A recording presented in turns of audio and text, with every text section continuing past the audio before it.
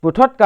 Karbi Anglong Autonomous Council hin pen stami Voreng Awarsai Paklang pontulo lapen labangso Voreng Awarsai labangke Soil Conservation Department hin pen si Paklang pono lasi pininili labangso video long nali tumhan kon ana vacancies lapen kon ana post ki doma la so puthak nili nang than ponik po lapen salary kon an ma lapen copy pia documents ki nai ma labangso puthak sinili la so video long nang than pachini ponik po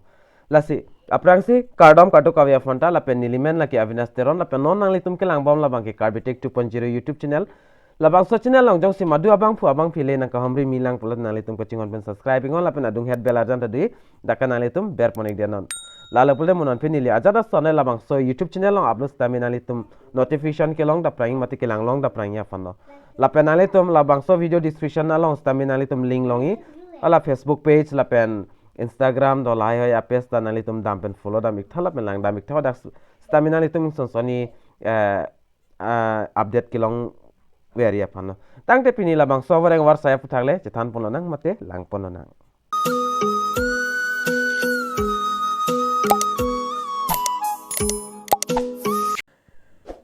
lapenali tum live screen along tek ponong pala bangin advertisement alolo labang so alolong ke tong sonson ya lam nili nang litum pan nang than pachini pon ikpo lapenali tum ta jong sil labang so alo klardak pen kilaing pulote nili pan homri igon nili stami nang litum pan labang so alo bange nang pi ikpo mate nang sen ikpo tang e thiek pen chethan ponlo nang ko pp alam sida ke tok pon ma lapen ko sonson ma la so puthakle non thiek pen chethan ponlo nang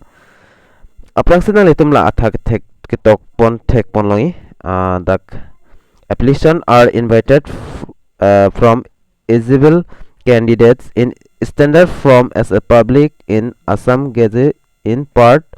labang kadu ka vita chini lo nalitum standard form do labang soft form nalitum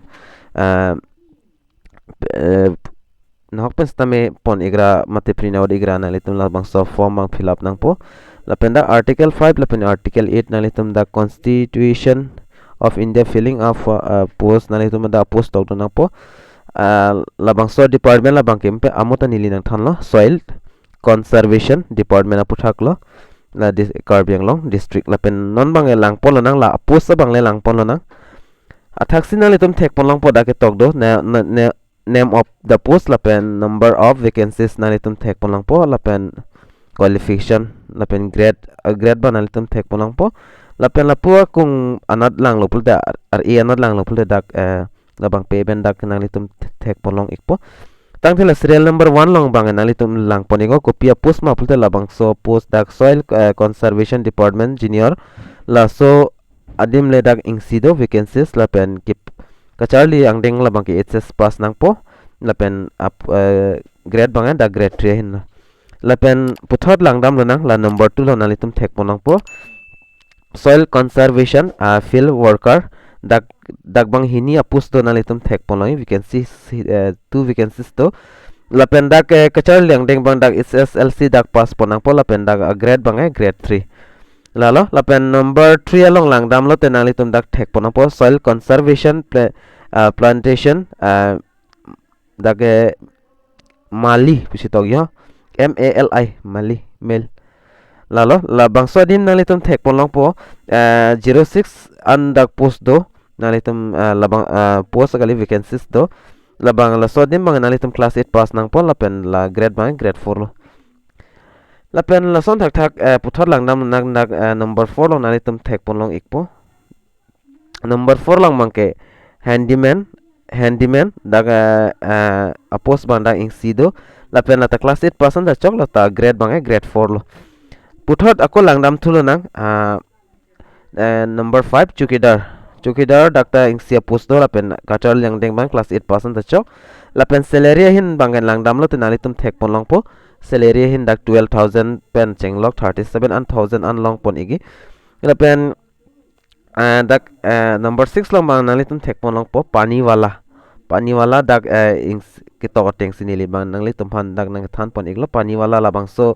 apos along dak vacancies ba ingsido lapen nata class 8% ta chok lata grade 4 lo lapen kijut sinali tum dak pen thek pon lang po pion along tanali tum dak apos bang dak ingsido lata class 8% ta chok lapen salary mention pulata dak salary bang ke ingsivet lo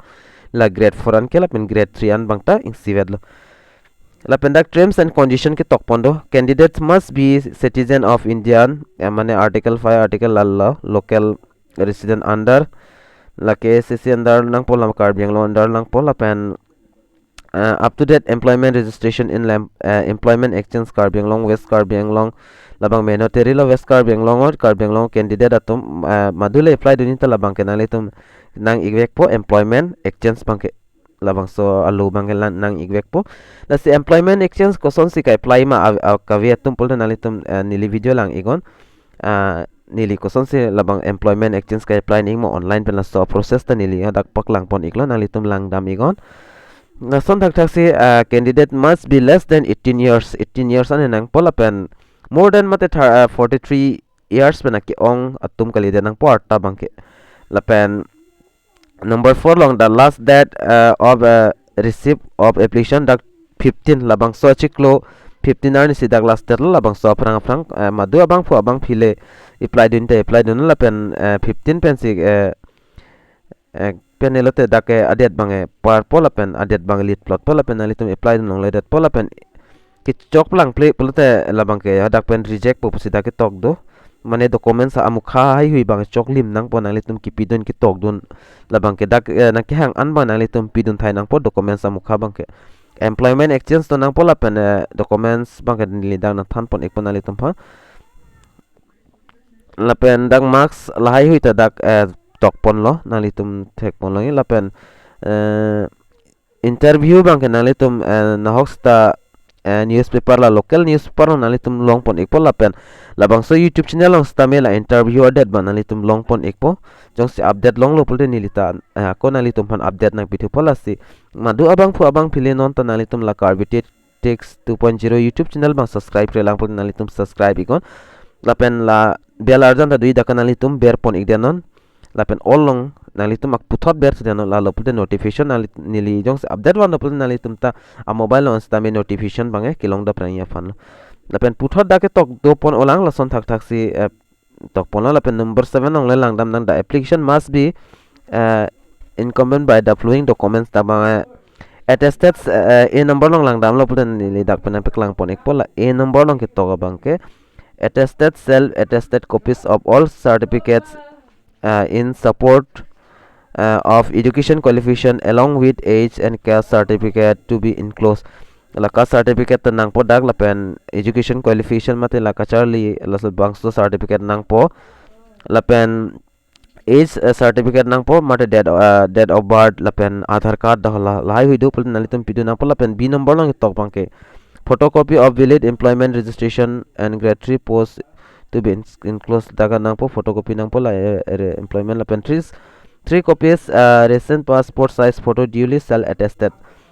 photo bang pak thom nang po nang litum labang so photo along stamen nang litum signature pinang po natin nang litum amen chitok ik nang po la pen number 8 lang bang application should be submitted direct to the office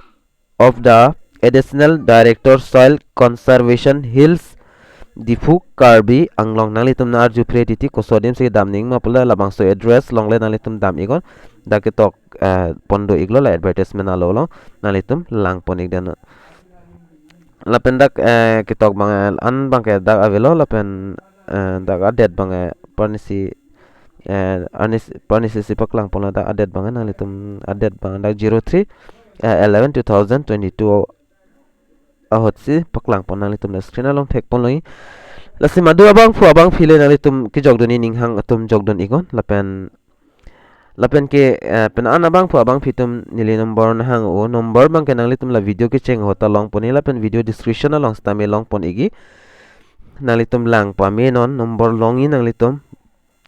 WhatsApp number lo nili contact number lo azat number stame nalitum long pon ikpo lapen email ID lapen madu phanta nili Facebook page bang dam pen follow dam thapu bang pen lang stame ning hang abang fu abang phitum jong si Facebook page long ta lying pulta update long igwai nalitum labang so video description along stame link bang long ek thai pon nalitum lang dam ingon